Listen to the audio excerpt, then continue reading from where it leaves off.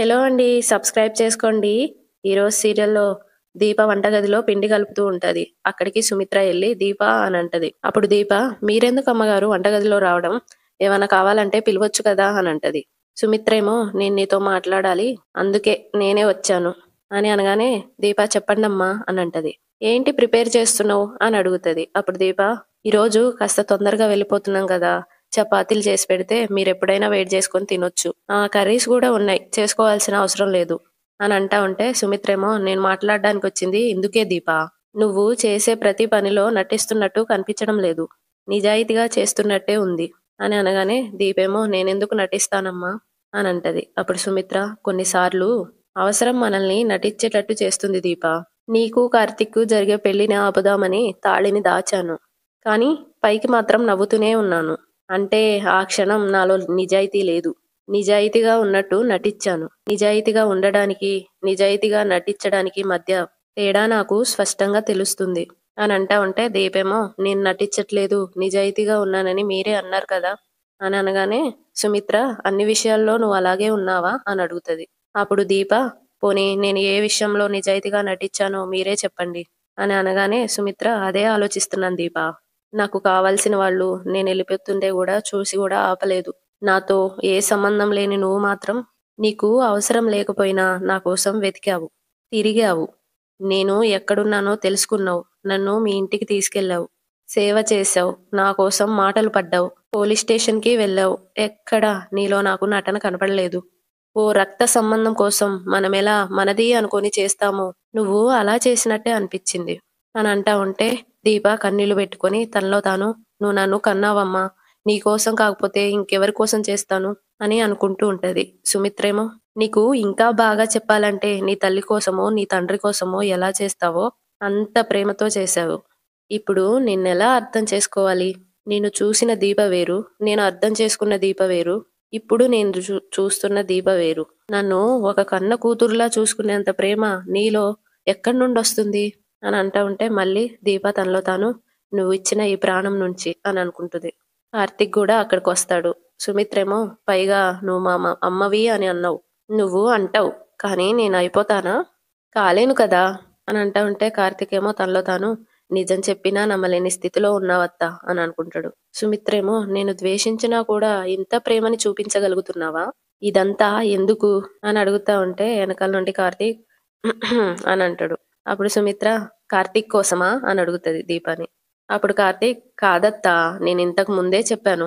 జరిగిందంతా కేవలం మీ ఇద్దరి మధ్య తీరుతున్న రుణానుబంధమని.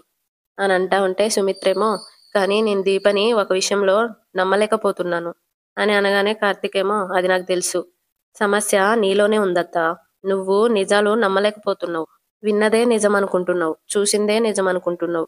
అన్నిటికీ సాక్ష్యాలు, ఆధారాలు ఉండవత్తా అని అంటా ఉంటే సుమిత్రేమో మరి ఏ ఆధారం లేనప్పుడు దీప గన్‌లో నుండి బుల్లెట్ రాలేదని ఎలా నిరూపిస్తా అన్నావు? ఏది నమ్మాలో అర్థం కావడం లేదు. ఎలా అర్థం చేసుకోవాలో కూడా తెలియట్లేదు అనంటది. అప్పుడు కార్తీక్ అత్త దీపెప్పుడూ ఒకేలా ఉంది. అది నువ్వు నమ్మాలి. చిన్నప్పుడు నేను కోనేట్లో మునిగిపోతున్నప్పుడు కాపాడింది. నువ్వు కూడా తనని మెచ్చుకున్నావు, పొగిడావు, దీవించావు. ఆ రోజు దీపలో ఏ కల్మషం లేదే. ఏ స్వార్థం కోసం తను నన్ను కాపాడింది? ఏ ప్రయోజనం కోసం నా ప్రాణాలను రక్షించింది? ఆ తర్వాత నీ విషయంలో కూడా నువ్వెవరో తెలియకపోయినా కాపాడింది. నా విషయంలో కూడా అంతే. తనకి నాకు ఏ సంబంధం లేకపోయినా తెలిసినా కూడా నాకు బ్లడ్ ఇచ్చింది. దశరథ్ మావయ్యకి బుల్లెట్ తగిలిన విషయంలో కూడా దీపది ఏ తప్పు లేదత్తా అని అనగానే నిరూపించరా? నిరూపించు. ఆ రోజు నా మైండ్‌లో ఉన్నదొకటే. దీప చేతిలో గన్నుంది. నా భర్తకి బుల్లెట్ తగిలింది. ఇది నువ్వు కాదని ప్రూవ్ చెయి. నా మైండ్‌లో ఉన్న విజన్‌ని చెరిపేసేయ్. దీప మీద నాకున్న ఆలోచనని మార్చేయ్ అని అంటా ఉంటే కార్తీక్ మారుస్తానత్తా. దీప మీదున్న నీకున్న అభిప్రాయాన్ని మారుస్తాను. అంతేకాదు ఆ తర్వాత నీకొక సర్ప్రైజ్ కూడా ఇస్తాను. అదే ఒక మేనల్లుడుగా నేను నీకిచ్చే కానుక.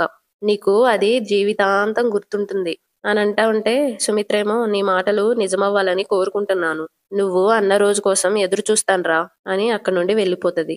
వెళ్ళిపోగానే దీప ఏంటి బావా ఆ కానుక అని అడుగుతది. అప్పుడు కార్తీక్ నువ్వే అత్త కూతురని చెప్పడం అని అనగానే దీప బావా అని అంటది. అప్పుడు కార్తీక్ నువ్వేం భయపడకు. మీ అమ్మకున్న ప్రాబ్లం ఏంటో తెలుసా? నిజాన్ని నమ్మలేకపోవడం. వాటికి సాక్ష్యాలు, ఆధారాలు అడుగుతుంది. అని అంటా ఉంటే ఎలా నిరూపిస్తావు అని దీప అడుగుతది. అప్పుడు కార్తీక్ మరదలా నీకోసం ఇన్ని చేయగలిగిన వాణ్ణి అదొక్కటి చేయలేనా? మనం అనుకున్న కథకి ప్రీ క్లైమాక్స్ దగ్గర పడ్డది. ఇప్పుడే సరికొత్త ఆట మొదలైంది. దీన్ని ఎవ్వరూ ఆపలేరు. "ఉమ్, సరే టైం అవుతుంది వెళ్దాం పదా" అని అంటా ఉంటే అయిపోతుంది బావా ఒక్క 10 నిమిషాలు అని పిండి కలుపుతూ ఉంటది దీప. అప్పుడు కార్తీక్ త్వరగా కానివ్వు మరదలా ఈ రోజు చాలా సంతోషంగా ఉండుంటావులే. అమ్మా నాన్న కలిసిపోయారు. వాళ్ళిద్దరి మధ్య కూర్చొని భోంచేసావు. వాళ్ళు నీ తల మీద తట్టారు, పొగిడారు. మీ తాతయ్య బట్టలు పెట్టాడు. అబ్బో! చాలా చాలా జరిగాయి అని అంటా ఉంటే దీపేమో అన్నిటికీ కారణం నువ్వే బావా అని అంటది. అప్పుడు "హ్మ్, అందుకేనా థ్యాంక్స్ చెప్పింది" అని అంటాడు. అప్పుడు దీప సారీ బావా చెప్పడం మర్చిపోయాను. థ్యాంక్స్ బావా అని అంటది. వెంటనే కార్తీక్ చిరాగ్గా ఫేస్ పెట్టి ఇలాంటి థ్యాంక్స్లు ఎందుకు గుర్తుంటాయమ్మా? బావకి ఒక మరదలు థ్యాంక్స్ ఎలా చెప్పాలి? గట్టిగా పట్టుకొని దగ్గరికి లాగి కళ్ళల్లో కళ్ళు పెట్టి చూసి ఒంటిగా నవ్వి కన్ను కొట్టి థ్యాంక్స్ బావా అని ఒక మాస్ స్టైల్లో చెప్తే "ఉమ్, ఆ కిక్కే వేరబ్బా" అని అంటా ఉంటే దీప అవునా అయితే చూడు అని కౌగిలించుకుంటది కార్తీక్ ని. గట్టిగా కౌగిలించుకుంటది. ఇలా చెప్తే చాలా అని అంటది. అప్పుడు కార్తీక్ మరదలా ఇంత గట్టిగా పట్టుకుంటావా హ్యాండిల్ విత్ కేర్ అమ్మా అని అంటాడు. వదిలేస్తది. అప్పుడు ఆయాస పడుతూ ఉంటాడు. మళ్ళీ గట్టిగా హగ్ చేసుకుంటది. తర్వాత కళ్ళలో కళ్ళు పెట్టి చూసి కన్ను కొట్టి థ్యాంక్స్ బావా అని అంటది. నవ్వుతది. అప్పుడు కార్తీక్ అబాబాబా ఇది నా మాస్ మరదలు స్టైల్ అంటే అదరగొట్టావు పో అని అనగానే సిగ్గేస్తుంది బావా అని అంటది. అప్పుడు కార్తీక్ అబ్బా సేమ్ విత్ మీ మరదలా అని అంటాడు. ఇక నైట్ అయిపోతది. అందరూ దీప వాళ్ళ ఇంట్లో కూర్చొని ఉంటారు. దీప వాళ్ళ మావయ్య గారికి మంచినీళ్ళు తీసుకొచ్చి ఇస్తది తీసుకోండి అని. శౌర్య ఏమో బొంగుమూతి పెట్టుకొని సీరియస్ గా కూర్చొని ఉంటది. నేను మీ ఎవరితో మాట్లాడను అని అంటది. అప్పుడు కార్తీక్ ఎందుకు అని అనగానే మీరంతా అమ్మమ్మ తాతయ్య పెళ్లి రోజు సెలబ్రేషన్ కి వెళ్ళి నన్ను స్కూల్ కి పంపించారా? ఇది చీటింగ్ కదా అని అంటా ఉంటే కాంచనేమో నువ్వు రాలేదని నీకోసం మీ తాత స్వీట్స్ పంపించాడు. లోపల గదిలో పెట్టాను వెళ్ళి తినే అని అంటది. అప్పుడు శౌర్య తింటాలే నానమ్మ. అమ్మా అని అనగానే ఏంటి అని దీప అంటది. అప్పుడు శౌర్య ఇక అమ్మమ్మ మన ఇంటికి రాదా అని అడుగుతది. దీపేమో ఎందుకు రాదు వస్తుంది అని అంటది. వెంటనే శౌర్య తాతయ్య దగ్గర అమ్మమ్మ ఉండిపోయింది కదా అంటే దాగుడు మూత ఆటలో అమ్మమ్మ ఓడిపోయినట్టే కదా అని అంటా ఉంటే శ్రీధర్ ఏమో ఈ దాగుడు మూతల ఆటలేంటి ఓడిపోవడం ఏంటి అని అడుగుతాడు. అప్పుడు శౌర్య నీకు తెలియదా తాతయ్య అని అంటా ఉంటే కార్తీక్ అది నేను చెప్తానులే అని అంటాడు. అప్పుడు శౌర్య అమ్మమ్మ మళ్ళీ దాగుడు మూతలు ఆడుతుందా అని అడుగుతది. కాంచనేమో చాలే బాబు ఇలాంటి ఆటలు మళ్ళీ వద్దు అని శౌర్యతో అంటది. అప్పుడు దీప ఇలాంటి ఆటలు వీలైనంత తొందరగా ముగిసిపోతేనే అందము అని అంటా ఉంటే శౌర్య ఏమో పెద్దవాళ్ళకి ఇలాంటి ఆటలంటే భయం అనుకుంటా. అదే మేమనుకో ఎన్నిసార్లు ఆడేవాళ్ళమో అని అంటా ఉంటే దీపేమో నువ్వు వెళ్ళి హోంవర్క్ చేసుకో శౌర్య అని అంటది. అప్పుడు శౌర్య అలాగేనమ్మా అని వెళ్ళిపోతది. కాంచనేమో దీప ఇలా రా అని అనగానే వెళ్ళి కాంచన దగ్గర కూర్చుంటది.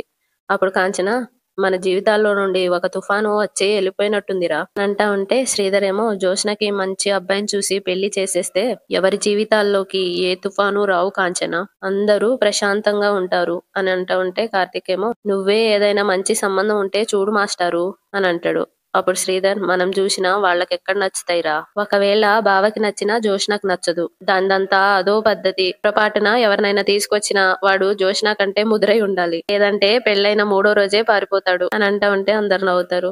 కాంచనేమో నాన్న ఏదో ఒక సంబంధం చూస్తాడులేండి ఇప్పుడైతే ఉన్న గొడవలన్నీ పోయి అందరం ఒకటైపోయాం చాలా సంతోషంగా ఉందిరా మనం ఇంకెప్పుడు ఇలాగే ఉండాలిరా అని అంటా ఉంటే కార్తీక్ ఏమో తనలో తాను ఉండాలంటే నేను అత్తెకిచ్చిన మాట నిలబెట్టుకోవాలమ్మా దానికంటే ముందు నేను ఒక పని చేయాలి అని అనుకుంటూ ఉంటాడు. ఇటు జోష్న ఇంకా పారు బెడ్రూమ్ లో కూర్చొని ఉంటారు బెడ్ మీద. జోష్న అచ్చా అని అంటా ఉంటే పారు ఏమో నీ వల్ల మీ అమ్మ నాన్న కలవాలి అనుకున్నావు కార్తీక్ దీప వల్ల కలిశారు వదిలేయొచ్చు కదా అని అంటా ఉంటే జోష్న ఏమో అవును గ్రాని నేను వదిలేయాల్సింది వాళ్ళని కాదు నిన్ను అని అనగానే పారు నేనేం చేశాను అని అంటది. అప్పుడు జోష్న ముందు నువ్వు ఎవరి సైడ్ ఉన్నావో చెప్పు అని అనగానే నీకెందుకు ఈ డౌట్ వచ్చింది ఎందుకు ఈ అనుమానం అని పారు అంటది. వెంటనే జోష్న అదవన్నీ తర్వాత ముందు నువ్వెవరి సైడ్ ఉన్నావో చెప్పు అని అనగానే పారు నీ సైడేనే అని అంటది. ఈ పారిజాతం ఎప్పుడు మనవరాలి కోసమే బతుకుతుంది అని నవ్వుతూ అంటది. అప్పుడు జోష్న అయితే నీ గోలేంటి అని అడుగుతది. అప్పుడు పారు ఇది కూడా చెప్పాలా అని అనగానే చెప్పాలి గ్రాని అని అంటది. ఎందుకంటే ప్రతి జర్నీకి ఒక డెడ్ లైన్ ఉంటది ప్రతి రోడ్డుకి ఒక ఎండింగ్ పాయింట్ ఉంటుంది. అలాంటి డెడ్ లైన్ ఇప్పుడు నా జర్నీకొచ్చింది. ఇది నా ఎండింగ్ పాయింట్. కోరుకున్న ప్రేమని పొందలేకపోయాను. దీప ఎత్తుకుపోయింది. ఆస్తి మొత్తం తాత డాడీ పేరు మీద రాశారు. కనీసం ఇంట్లో రెస్పెక్ట్ అయినా ఉందా అంటే 100% లేదనే చెప్పాలి. అందుకే నన్ను నేను కొత్తగా ఆవిష్కరించుకోవాల్సిన టైం వచ్చింది. ఇప్పుడు నేను క్లారిటీగా లేకపోతే నా ఫ్యూచర్ ని కోల్పోతాను అని అంటా ఉంటే పారు ఏమో అది కాదే అని అంటది. అప్పుడు జోష్న చేతి అడ్డుపెట్టి, గ్రాని నువ్వు నన్ను అర్థం చేసుకో. ఏదో ఒక రకంగా దీపని ఇరికిచ్చాలనుకున్నాను. అది నా వల్ల కాలేదు. ఇప్పుడు CEO పోస్ట్ కూడా పోతే ఎంత అసహ్యంగా ఉంటుందో తెలుసా అని అంటా ఉంటే పారు వెళ్ళి మీ తాతను అడుగు అని అంటది. అప్పుడు జోష్న ఆయనకి నా మీద ఉన్న రెస్పెక్ట్ చూసావుగా, ఇప్పుడు నేను పోయి CEO పోస్ట్ గురించి మాట్లాడితే బయటికి పో అంటాడు అని అనగానే మరేం చేద్దాం అని పారు అడుగుతుంది. అప్పుడు జోష్న ఇది మన డ్రీమ్. నేను సీఈఓగా ఉంటే ఆస్తంతా నా పేరు మీద ఎలా రాయించుకోవాలో చెప్తాను అని అనగానే పారు అర్థమైంది, సరే నేను ఒక ప్రయత్నం చేస్తాను అని అంటా ఉంటే జోష్న ఏమో ప్రయత్నం కాదు గ్రాని, తాతని బ్రతిమాలు అని అంటది. అప్పుడు పారు మీ తాత త్రాచుపామే అని అనగానే జోష్న నువ్వు నాగస్వరం ఊదు అని అంటది.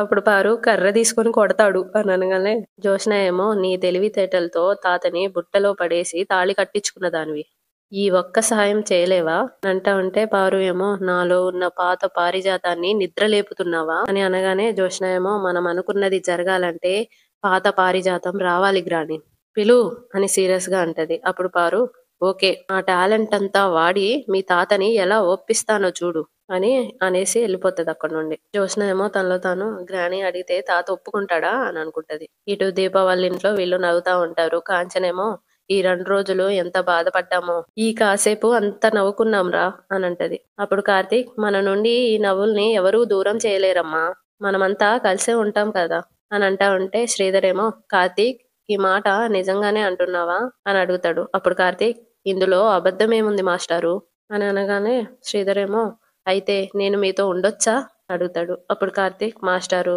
మనమంతా కలిసే ఉంటాం, కానీ ఎవరిల్లు వాళ్ళకున్నాయి, ఎవరి ఫ్యామిలీస్ వాళ్ళకున్నాయి.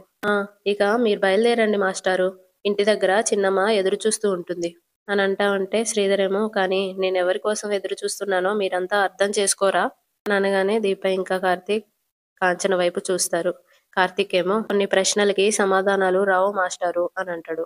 వెంటనే శ్రీధర్ అయితే జోష్న అన్నది కరెక్టే, నువ్వు అందరి గురించి ఆలోచిస్తావు కానీ మీ అమ్మా నాన్న గురించి ఆలోచించవు అనేది అని అనగానే కార్తీక్ ఏమో మనుషులు కలవాలంటే చేతులు కలవడం కాదు మాస్టర్, అత్తయ్య మావయ్య కథ వేరు, మీ కథ వేరు అని అంటా ఉంటే వాళ్ళ నానేమో అనుకుంటే అంతా మన చేతిలోనే ఉందిరా, ఎందుకంటే గీతలైనా రాతలైనా మన చేతులతో రాసుకునేవే కదా అని అనగానే కార్తీక్ ఏమో మనం మాట్లాడుకోవడం అనేది మనకు సంబంధించిన విషయం, మనం కుటుంబంగా కలిసి ఉండడం అనేది నా తల్లి నిర్ణయం మీద ఆధారపడి ఉన్న విషయం అని అనగానే శ్రీధర్ ఏమో అయితే కాంచననే అడుగుతాను, కాంచన నేను మళ్ళీ మీతో మునుపట్లా కలిసి ఉండడానికి నా కొడుక్కి ఏ అభ్యంతరమూ లేదు, దీప నీకేమన్నా అభ్యంతరం ఉందా అని అనగానే దీపేమో అత్తయ్య నిర్ణయమే నా నిర్ణయం మావయ్య గారు అని అంటది. వెంటనే శ్రీధర్ చూసావా కాంచన, అంతా నీ నిర్ణయం మీదే ఆధారపడి ఉంది, మీ అన్న కుటుంబం సంతోషంగా ఉందని, మీ అన్న వదిన కలిసిపోయారని నువ్వు పడుతున్న ఆనందం సగమే, అదే మన కుటుంబం కూడా కలిసిపోతే